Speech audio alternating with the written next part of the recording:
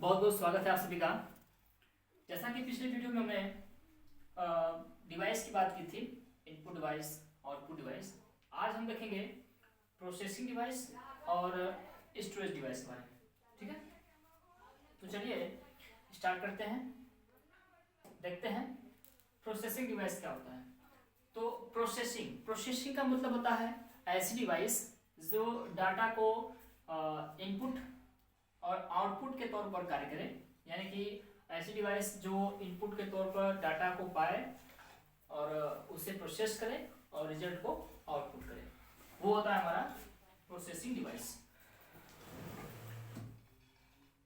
जैसे CPU यानी कि सेंट्रल प्रोसेसिंग यूनिट, इसे बोलते हैं हम लोग सेंट्रल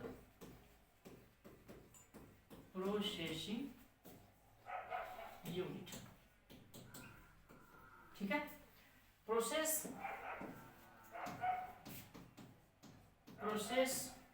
का मतलब होता है क्रियान्वयन करना, यानी कि जो भी डेटा इनपुट हो रहा हो या इनपुट किया गया हो, ठीक है, उसके बेस पर, उसके आधार पर उसका प्रोसेसिंग करना। जैसा कि हमने इसके डिफिनेशन देखा था, प्रोसेसिंग करना और रिजल्ट को आउटपुट करना। ठीक है, ये होता है हमारा प्रोसेसिंग डिवाइस। ठीक है, और इसका एग्जांपल है हमारा CPU के बारे में देखें तो इसमें इसके दो पार्ट होते हैं, एक होता है CU, ठीक है, और दूसरा होता है ALU। CU क्या होता है? अगर हम CU को देखें तो CU का मतलब होता है कंट्रोल यूनिट। जो कंप्यूटर्स के जितने भी पार्ट होते हैं, जो भी इसमें कनेक्टेड डिवाइसें होती हैं, उन सभी को कंट्रोल करने का काम कौन करता है? तो वो करता है हमारा CPU का CU भाग, मतलब कंट्रोल यूनिट। ठीक है, सेकेंड की बात करें, सेकेंड होता है हमारा ALU का मतलब अर्थमेटिक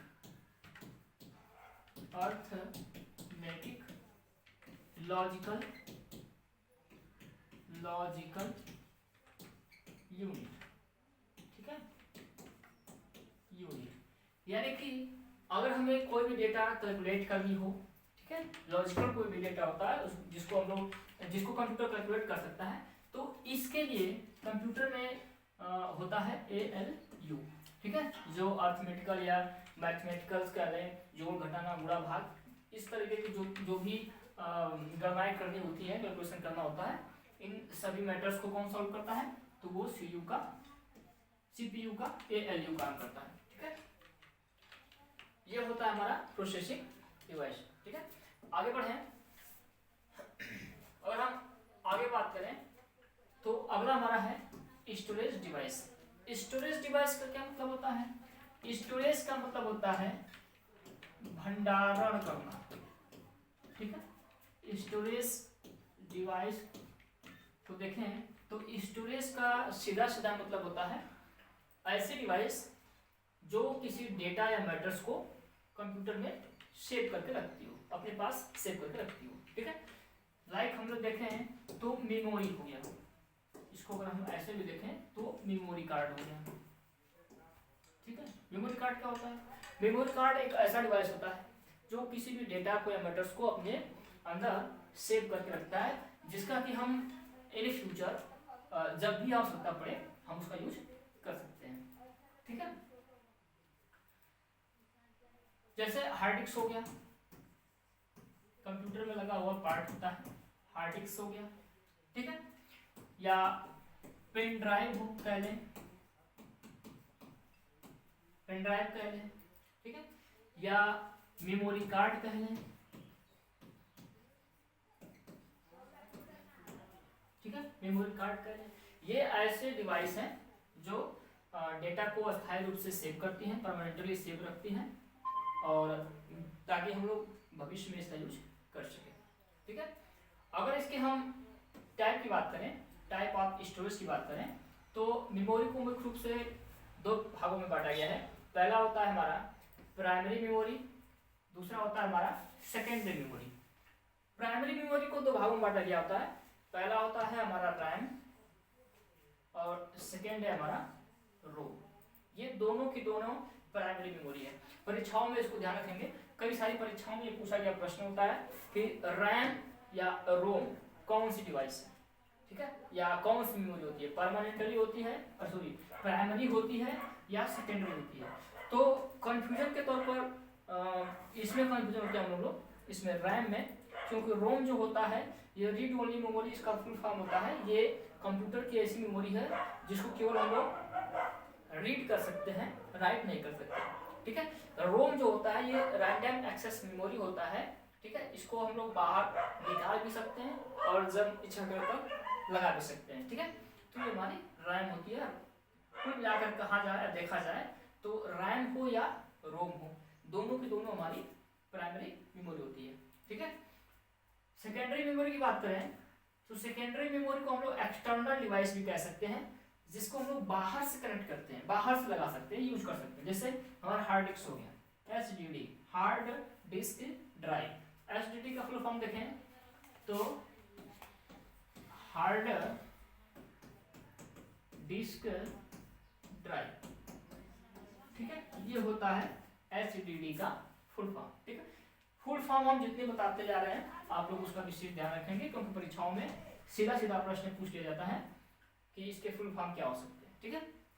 जैसे रैम हो गया, रैंडम एक्सेस मेमोरी, अभी हम इसको आगे डिटेल से बताएंगे।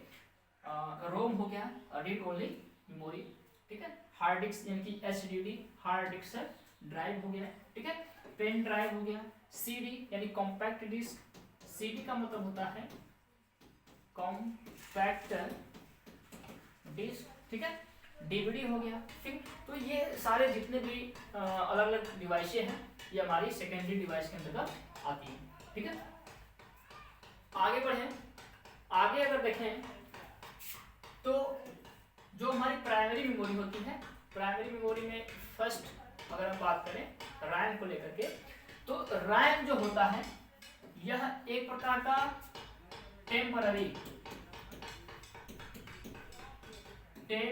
जो होती है मेमोरी होती है। टेम्पररी मेमोरी मतलब अस्थायी, ये अस्थायी मेमोरी होती है, ये अस्थायी मेमोरी होती है, ठीक है। ये जब तक हमारा कंप्यूटर सिस्टम कार्य कर रहा होता है तब तक तो इसमें डेटा सेव रहता है, और जैसे ही लाइट ऑफ होती है, जैसे अचानक कभी लाइट ऑफ हो जाए, कट जाए, ठीक है, तो इसमें जो भी डेटा होता है वो डिलीट हो जाता है, ठीक है। इसलिए हम लोग कहते हैं कि जो रैम होता है ये हमारी एक प्रकार की टेम्पररी मेमोरी यानी कि अस्थायी मेमोरी होती है, ठीक है, समझ गया। आगे बढ़े, आगे देखते हैं टाइप ऑफ रैम। रैम कितने प्रकार के होते हैं? तो रैम जो होते हैं वो 4 प्रकार के होते हैं, इसको 4 भागों में बांटा गया है, ठीक है। अगर इसकी पहचान के तौर पर देखें तो इसमें हम कुछ खाने कट बने होते हैं और कुछ इसमें पिन लगी होती हैं, ठीक है। आप रैम को इजीली देख सकते हैं, ठीक है, इसमें कट होते हैं और पिन होते हैं। जैसे फर्स्ट मान लें डिम, ठीक है, तो डिम की पहचान क्या है कि इसमें 2 कट होता है और 168 पिन लगी होती है सॉरी, ठीक है। DDR1 की बात करें, ठीक है, तो DDR1 में एक साइड कट होता है और इसमें 184 पिन होती है। आप पिन के माध्यम से काउंट करके पहचान सकते हैं कि कौन सा डिम है, कौन DDR1, कौन DDR2 और कौन DDR3 है, ठीक है। DDR2 की बात करें तो DDR2 में इसके बीच में एक कट होता है, ठीक मध्य में, बीच में, सेंटर में, और इसमें कुल 240 पिन होती है, ठीक है। DDR3 की बात करें तो इसके साइड में किसी एक तरफ कोने में हल्का सा छोटा सा कट होता है, कुछ ऐसे, देखिए कुछ ऐसे मान लिया जाए, ठीक है, तो कट यहाँ पर होता है। इसको अगर हम ऐसे देखें,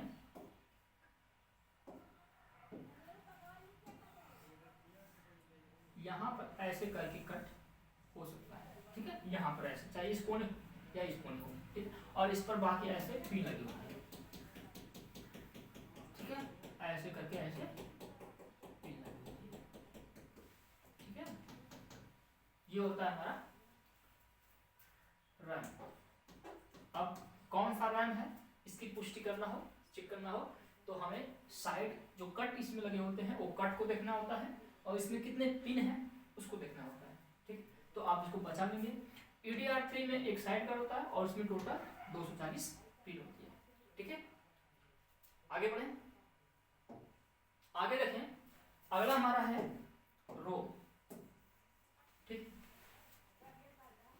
अच्छा जरा इसको देख लीजिए पॉइंट, एक पॉइंट लगा छुटा हुआ है। रैम का फुल फॉर्म क्या होता है? ठीक है, रैम का फुल फॉर्म अगर देखें तो इसको कहते हैं हम लोग random access memory. Random access memory, ठीक है, मतलब ये जो ऐसी मेमोरी होती है वो जो रैंडमली काम करती है। जब तक सिस्टम हमारा ऑन रहता है तब तक ये काम करती है, और जैसे ही सिस्टम हमारा ऑफ होता है या अचानक ऑफ हो जाए या हम ऑफ करें तो इसके अंदर जो भी डेटा होता है वो लॉस हो जाता है, समाप्त हो जाता है, खत्म हो जाता है। ठीक है, अब जब अगली बार सिस्टम स्टार्ट होता है तो फिर से ये अपने आप डेटा को स्टोर करना स्टार्ट कर देता है। ठीक है, रैम की बात करें तो इसका फुल फॉर्म होता है read only memory. Read only memory, ठीक है, ये जो रीड ओनली मेमोरी है, ये देखिए इसके नाम से ही समझ में आ रहा है कि इसको हम केवल क्या कर सकते हैं, केवल रीड कर सकते हैं, राइट नहीं कर सकते, राइट नहीं कर सकते। ठीक है, इसलिए इसे हम लोग परमानेंट मेमोरी कहते हैं। कौन सी मेमोरी? परमानेंट, मतलब अस्थाई मेमोरी, अस्थाई मेमोरी बोलते हैं। ठीक है, ये परमानेंट मेमोरी होती है रोम। ठीक है, अगर इसके हम टाइप की बात करें, टाइप ऑफ रोम की बात करें तो इसको 4 भागों में बांटा गया है। 4 भागों में मुख्य रूप से। पहला होता है PROM यानी कि प्रोम, सेकंड है EPROM, थर्ड है EEPROM और फोर्थ है EAROM। ठीक है, इसके फुल फॉर्म की बात करें तो P से होता है प्रोग्रामेबल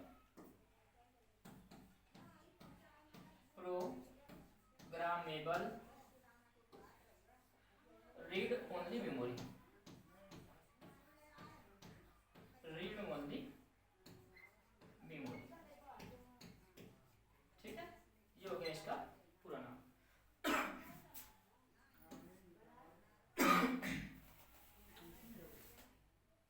अगले की बात करें EEPROM की, यानी कि इरेजेबल प्रोग्रामेबल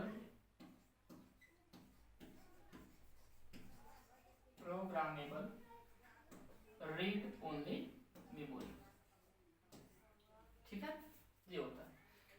अगर हम EEPROM की बात करें तो इसका पूरा नाम होता है electrical erasable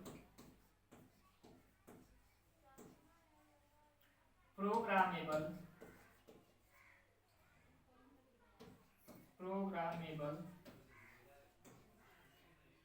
read only memory. ठीक है, ये इसका पूरा नाम है। अगले की बात करें EEPROM की तो इसका पूरा नाम होता है इलेक्ट्रिक अल्टरेबल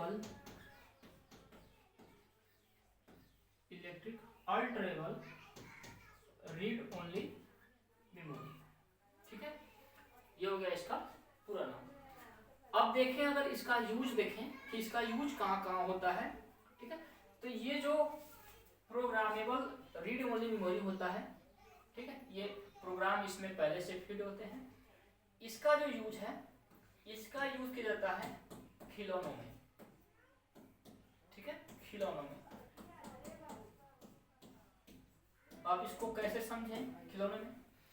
जैसे आप मेला देखने जाते हैं तो मेले में छोटी छोटी मोबाइलें मिलती हैं या छोटे छोटे खिलौने मिलते हैं जो ऑटोमेटिक साउंड प्रोड्यूस करते हैं, ठीक है। उसमें कुछ बटन्स लगे होते हैं जो दबाने पर ऑटोमेटिक, जैसे गाने हैं कोई तो वो गाना बजता है, ठीक है। मार्केट में आप लोग छोटे में गए होंगे तो आप लोग मोबाइल परचेज किए होंगे छोटे पर, सब लोग मेरे आज भी ये चीज़ें मिलती हैं। तो उसमें कोई भी बटन दबाएंगे तो कोई सॉन्ग प्ले होता है, 1 2 3 सॉन्ग जो पहले से प्रोग्राम के रूप में उसमें फिट कर दिए जाते हैं अस्थायी रूप से, और वही बार बार रिपीट होते रहते हैं, ठीक है। तो ये जो मेमोरी है यानी कि प्रोग्रामेबल रीड ओनली मेमोरी, इसका यूज कहाँ होता है? खिलौने में होता है, ठीक है। अगले की बात करें, दूसरी होती है EEPROM यानी कि इरेजेबल प्रोग्रामेबल और रीड ओनली मेमोरी। तो इसका यूज होता है बेसिकली टीवी में। कहाँ होता है? टीवी, सीडी या डीवीडी बनाने में, ठीक है। इसका यूज यहाँ पर होता है। EEPROM की बात करें यानी कि इलेक्ट्रिकल इरेजेबल प्रोग्रामेबल मेमोरी, तो इसका यूज होता है कहाँ पे? तो इसका यूज होता है हमारा कंप्यूटर में, ठीक है। इसका यूज कहाँ होता है? इसका यूज होता है मुख्य रूप से कंप्यूटर में, ठीक है। ये इलेक्ट्रिकल है या इलेक्ट्रॉनिक भी कह सकते हैं इसको, electronical erasable programmable read only memory, ठीक है। क्योंकि जो हमारा कंप्यूटर होता है वो कैसा होता है? इलेक्ट्रिकल या इलेक्ट्रॉनिक कंप्यूटर होता है, ठीक है। तो इलेक्ट्रॉनिकल कर दीजिएगा इसको, ठीक है। और ये अगला है हमारा 4th नंबर EEPROM यानी कि इलेक्ट्रिक अल्टरेबल रोम। अल्टरेबल का मतलब होता है ऐसा जो चेंज हो जाए, जो डेटा को चेंज कर दे, ठीक है। इसलिए इसका जो यूज होता है वो मुख्य रूप से यूज किया जाता है इसका मोबाइल में। कहाँ पर यूज होता है? मोबाइल में। आप देखे होंगे मोबाइल को हम बार बार फॉर्मेट कर सकते हैं, ठीक है। फॉर्मेट कर सकते हैं या उसका जो सॉफ्टवेयर्स है, सॉफ्टवेयर्स को हम लोग अपडेट करके उसको चेंज कर सकते हैं, उसकी परमानेंट मेमोरी रोम को, ठीक है। इसलिए इसमें मोबाइलों में जो रोम लगा होता है वो हमारा कैसा होता है? इलेक्ट्रिक अल्टरेबल होता है, जिसको हम लोग बदल सकते हैं, ठीक है। आई होप ये आपको समझ में आया हो। चलिए आगे देखते हैं। अगला हमारा डिवाइस है HDD। HDD क्या होता है? HDD का फुल फॉर्म पहले देखें तो इसका फुल फॉर्म होता है हार्ड डिस्क ड्राइव। क्या होता है? हार्ड डिस्क ड्राइव, ठीक है। ये हमारी कंप्यूटर्स हो या मोबाइल्स हो, इसमें एक्सटर्नल रूप से लगाया जाता है, ठीक है।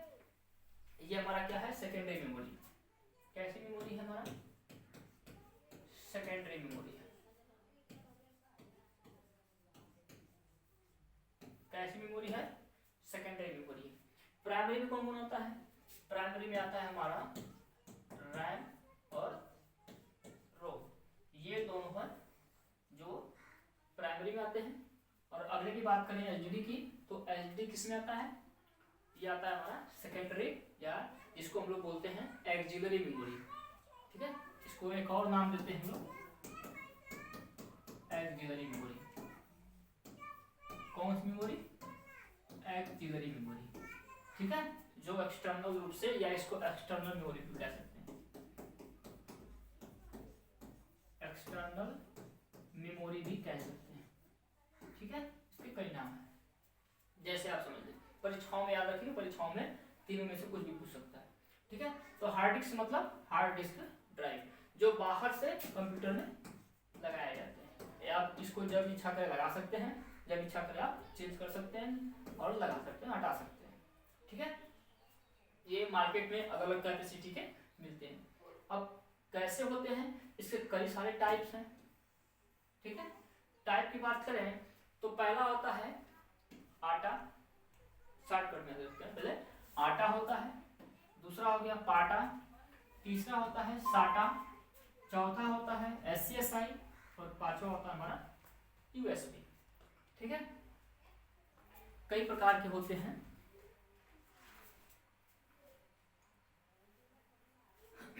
अगर इसके फुल फॉर्म की बात करें हम, तो ये जो आटा होता है, आटा का अगर हम फुल फॉर्म देखें तो इसको हम कह सकते हैं एडवांस टेक्नोलॉजी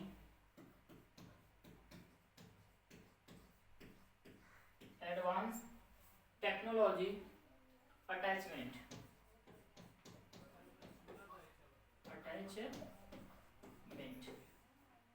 ठीक है, ये इसका पूरा नाम होता है आटा का। पूरा नाम क्या होता है आटा का? Advance technology attachment. ठीक है, इसकी पहचान कैसे करेंगे कि ये आटा है कि पाटा है कि साटा है या कौन किस प्रकार का ये हार्ड डिस्क है? तो देखिए, इसकी जो पिन होती है, पिन की अगर हम बात करें तो इसमें 40 पिन लगी होती है डाटा के लिए, 40 पिन लगा होता है डाटा के लिए और 4 पिन लगा होता है पावर के लिए। ठीक है, अगर हमारे हाथ में कोई हार्ड डिस्क आता है, ठीक, अगर उसको हमें पहचानना हो कि वो कौन सा हार्ड डिस्क है, किस टाइप का हार्ड डिस्क है, तो हम उसके पिन को काउंट करके देख सकते हैं। 40 पिन डाटा सप्लाई के लिए और 4 पिन होता है पावर के लिए। अगर ऐसा हार्ड डिस्क आपके पास है, इसका मतलब वो कौन सा है?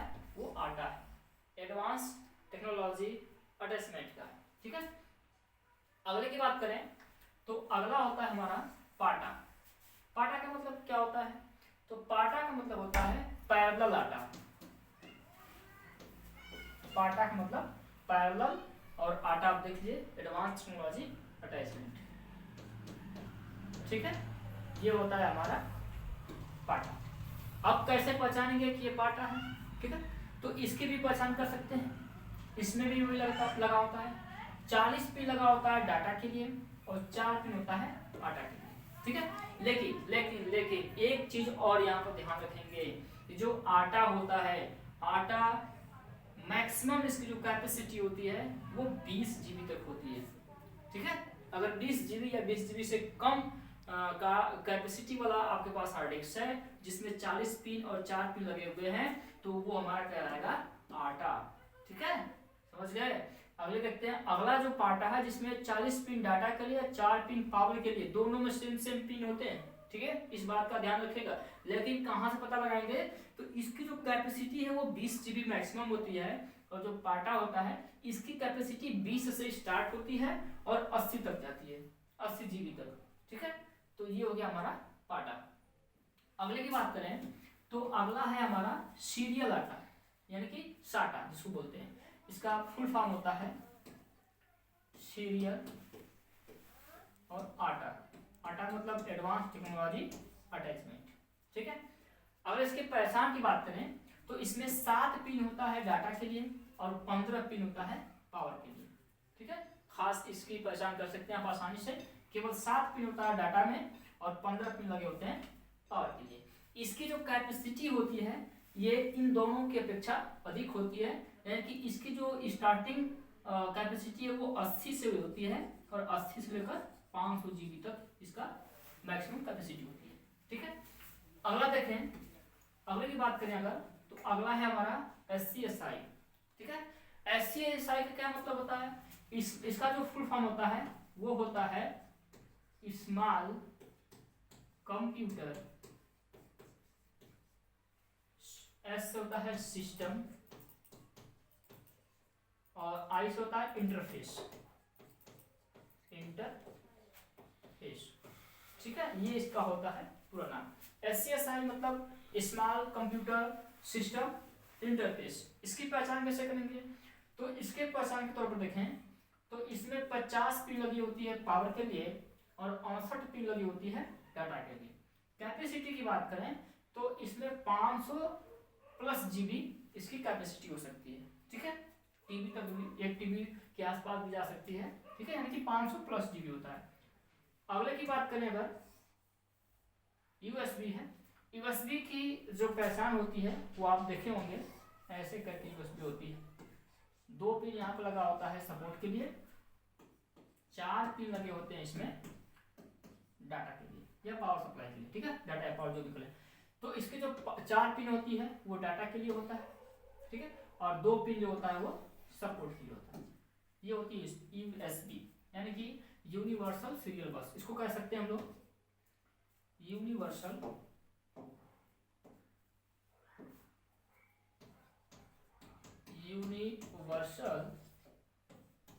सीरियल बस, ठीक है, इसका होता है ये फुल फॉर्म।